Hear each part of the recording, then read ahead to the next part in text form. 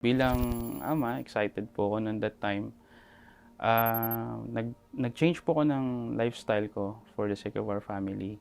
Hindi ko lang ine-expect na dahil dun sa lifestyle change ko, nag-change ako ng food intake, nag-exercise, yung mga bisyo ko, tinanggal ko na that time.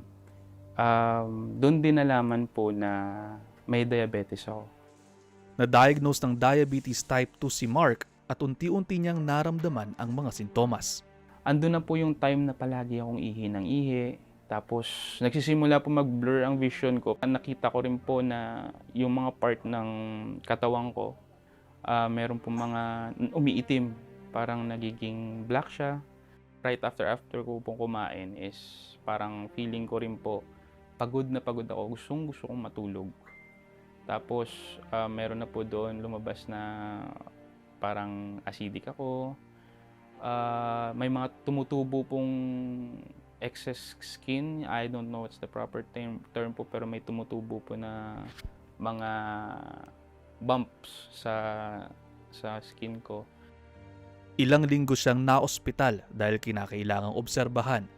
Pero naging kapalit naman ito ang kanyang trabaho bilang call center agent. I'm not doing what I'm supposed to do bilang isang agent.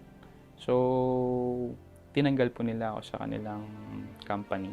Yun po yung start pa lang ng struggle ko that time kasi ano na ang mangyayari sa akin, may sakit ako, and then paano na yung pamilya ko, paano na yung life namin, saan ako kukuha ng panggastos ko. Nung nag-start po ako, limang gamot.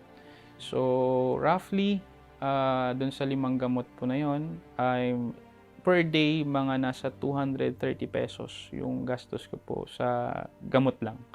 And then when it comes to management ng food, kasi po syempre kailangan natin kumain ng healthy.